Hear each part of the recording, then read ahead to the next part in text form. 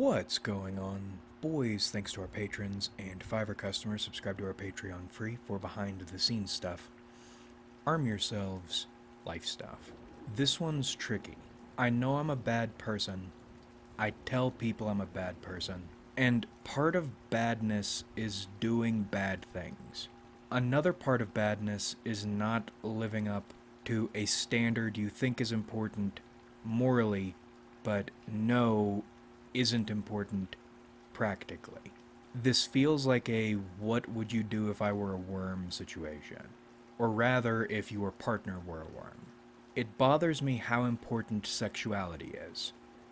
And maybe it's not important to some people, as in this is not some default importance thing.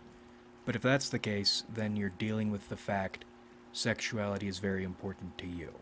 But the idea it's not is some optimistic bullshit. Sex is really important. And I think it's important for a bunch of reasons.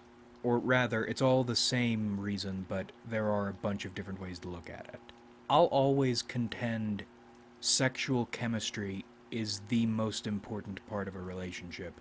Like Patrice said, wheels on a car, wheels are not special necessarily, but they are essential. And that's because sexuality is the foundation of deep bonding. Or it's the essential pillar of this sort of connection. There are all different sorts of ways you can connect with all different sorts of people, but your partner is a specific person. Chemically, you won't be bonding correctly if you don't have oxytocin in the mix.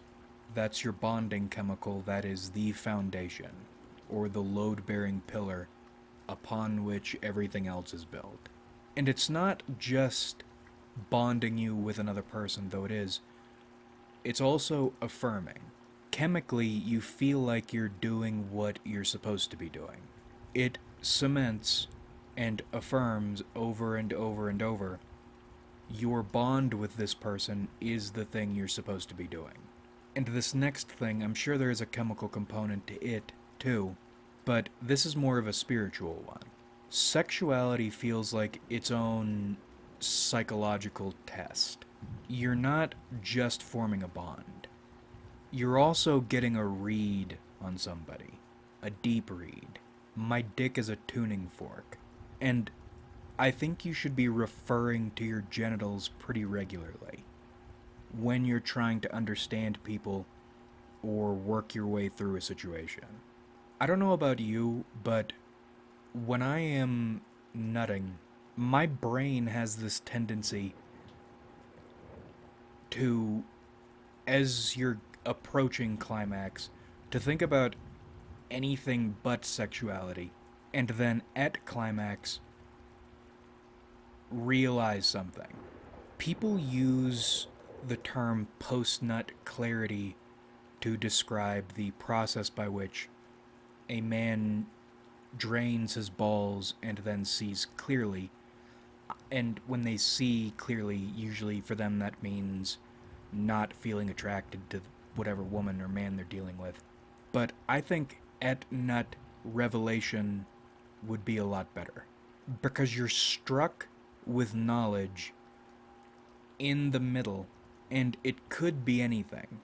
Do you understand the pain of having an image of a functional, sustainable business beamed into your skull while you are coming? It doesn't make any sense. And then if you want to do the post-nut clarity thing, you do see things clearly, but it's not in this vague distance yourself from a person thing.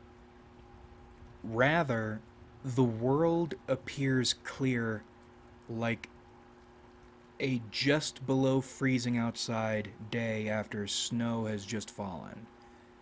That level of clarity, silence, precision. Everything is clear.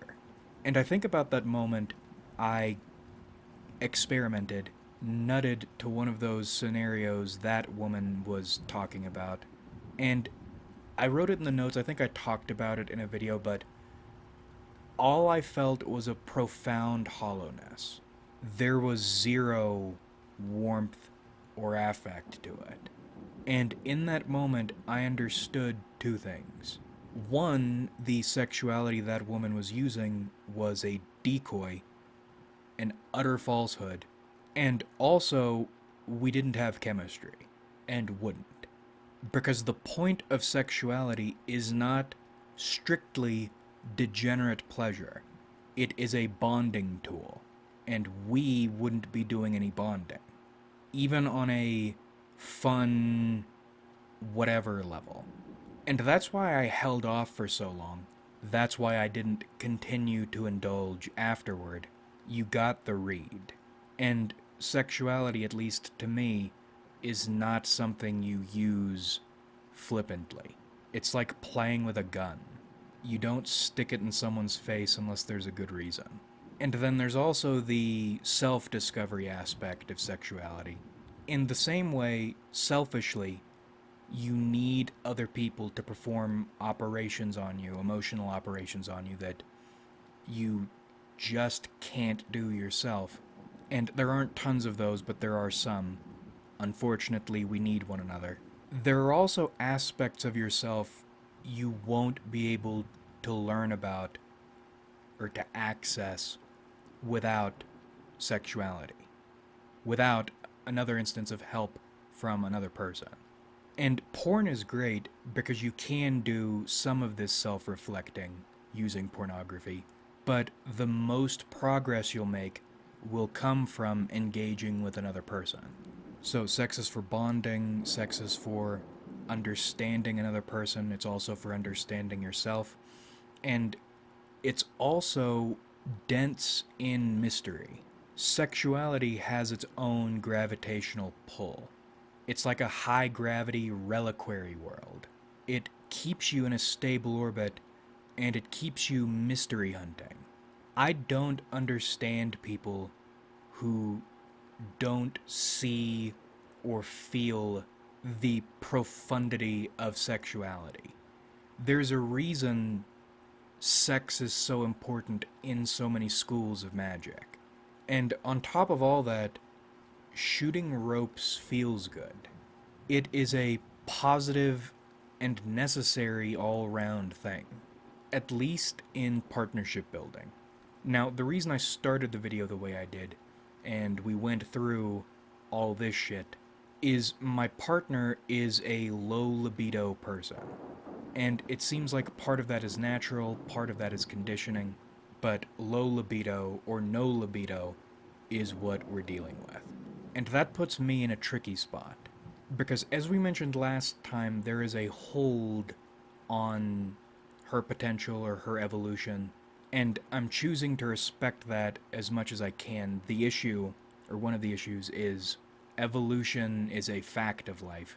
So changes are going to happen, whether we lean into them, pull away from them, try to stop them.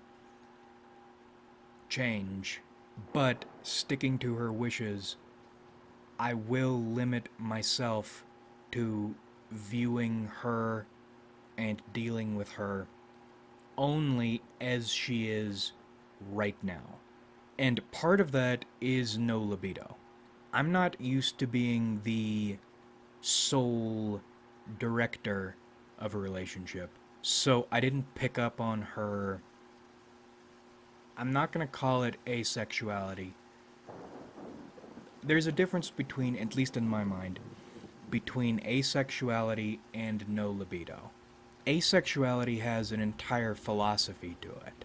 No libido is true absence. And that changes the dynamic in the same way getting your tires stolen would change your drive. This is still a car, but we won't be driving anywhere. And with the ban on idealization and evolution, it's like the engine is missing too. And I've decided not to try to fight that. I'm beginning to look at women's vibes like the navigational charts or the maps of where a relationship could go. She doesn't want me idealizing her or trying to turn her into something that would suit me better, which is understandable, and I respect that. Will respect that. But I can see that she will be evolving regardless of what happens. That's inevitable. But I am trying not to think about that. The libido thing isn't going to change. I can smell that. If I had to guess what will happen, we will foray into something mutually unsatisfying and then be mutually unsatisfied. It would be over, or that exploration would be over then, but it's over now. Which is why I'm not going to bother with it. Because if you did, what would you be doing? You'd be making someone uncomfortable for no reason. And one of the ugly things about life is I've realized you do need to disrespect people's boundaries or make them uncomfortable occasionally, but that is a limited resource. You got your discomfort bucks, and you need to know how to spend them productively. But anyway, the entire dynamic has shifted. Because this doesn't feel real. She's largely defined by this ghostliness. And when you love someone, your energies do leak into one another. I'm trying to figure out what her endgame is. Because I'm beginning to feel some of that ghostliness in myself. And I think that's what that derealization is. No, that's exactly what it is. It feels like this connection will go nowhere because there is nowhere for it to go. And on and off, I've been feeling like that's my fault, but that's not my fault. My fault was disturbing the ghostliness. Getting in caused problems, staying causes problems, leaving would cause problems. And talking about it feels gruesome because you don't want to leave, but there's also nowhere to stay. It feels like trying to build a life in the foyer, like that. I don't watch King of the Hill, but clips when they're in Japan and they spend the entire vacation in the front seating area, not realizing there's an entire house behind the wall. Except in this situation, it's not a lack of awareness. You do know there's an entire house behind the wall. But it's also not like she's inside the house and you're in the foyer and she doesn't want to let you in because she doesn't trust you. You're both in the foyer. And you're both in the foyer because she believes the entire house is the devil. Because she's been methodically conditioned to view it that way. It feels like she's been conditioned to view her access to her life as a damnable, eternally damnable offense. It's like a fish swimming into shallower and shallower waters and trying to live in these shallower and shallower waters because it's been conditioned to view it that way. But the issue is, or one of the issues is, the conditioning is mimetic, it's abstract, but the consequences are real. Or another way to look at it, it's like you're sticking your head underwater longer and longer and longer each time because someone told you oxygen is evil even though they're breathing oxygen. They have no problem breathing oxygen, and you believed them. And people like this, it's not their fault, but we said it last time, this is the exact same situation we were in with that woman. Except now the circumstances are inverted, but it's the same core thing. It's a decision that you can't make for another person and shouldn't. And it's crushing shit because it feels like she's aware of the situation she's in. And she's been telling me about it in so many words. It's gruesome seeing someone who knows they're in a bad situation and they're compassionate enough to try to keep you out of it, but they won't try to get themselves out of it. It's gruesome because they know it's bad because they don't want you getting caught up in it, but they keep themselves in it. And to borrow a recent line, you can't save people from themselves, I feel powerless. But here's why I'm a bad person. I am slowly crossing all my T's and dotting all my I's, so when something goes wrong, I don't need to feel bad. I can't do this for her and she doesn't want me to. So I'm in this confused, derealized emotional state. Because one of the things I noticed is my guard never actually dropped. And I don't know why that is. Maybe because your guard should never drop. And my priorities have shifted to three things. One, support her and enjoy her to the extent we're able to or I'm allowed to. Because it does still feel good knowing someone is there for you and being there for another person. That is purposeful in its own way. Again, a different sort of love. Two, practicing stability. Can we get good at a lower intensity routine without the big excitement and also without the sexual gravity and without a lot of mystery too? Because it feels like the way this is set up, there is not much important or ground shaking to find in another person or to discover with another person. And there's less and less every day because you are in a trash compactor with this person. And then three, where a lot of the confusion is coming from, is preparing for however this is going to end, because it's not going to end well. And I'm trying to make peace with the fact you can't make decisions for other people. Or should you make decisions for other people?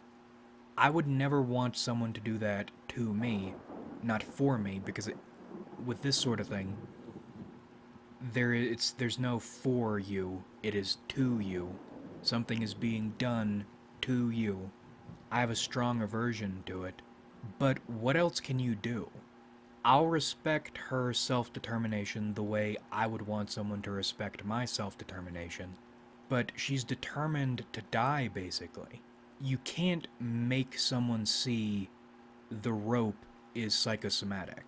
I feel bad because I want to help, but I can't. At least not within the outlines, within the foyer. I feel like Goto from Knights of the Old Republic 2. Save the Republic from destruction and follow all the Republic's laws. But you can't accomplish both at once, so you have to choose. And I have a really hard time choosing to disregard someone's self-determination. Because then you think about God of War 4, Freya and Balder. That's a confusing situation because they act like saving Freya was a bad thing, but they also make it absolutely clear it was a good thing. And you have to wonder if Kratos were ever in a situation, that exact situation again, would he still respect Freya's decision to die? I think the game would say no. I think he would save her again and invalidate her self-determination again. And I think that's what most people would do. But that's not what I would do. That's not the way I look at things. That's not the way I feel. I would have let Balder kill her the first time. It doesn't matter if it's a bad decision. It's not your decision to make. And I feel like a bad person. I feel guilty because I recognize the consequences of sticking to my principles in this way. But at the same time, self-determination is everything. It's coming to terms with the fact you would let someone you care about do that to themselves. But it's painful because in letting this person make this decision, it doesn't feel like it's really self-determination either, because what has led them to make this decision has been the invalidation of self-determination from people in their past, So is this really their decision? Probably not, but also yes. But we will see what happens. In summary, sexuality is key to partnership building. Like if you enjoyed, subscribe if you haven't.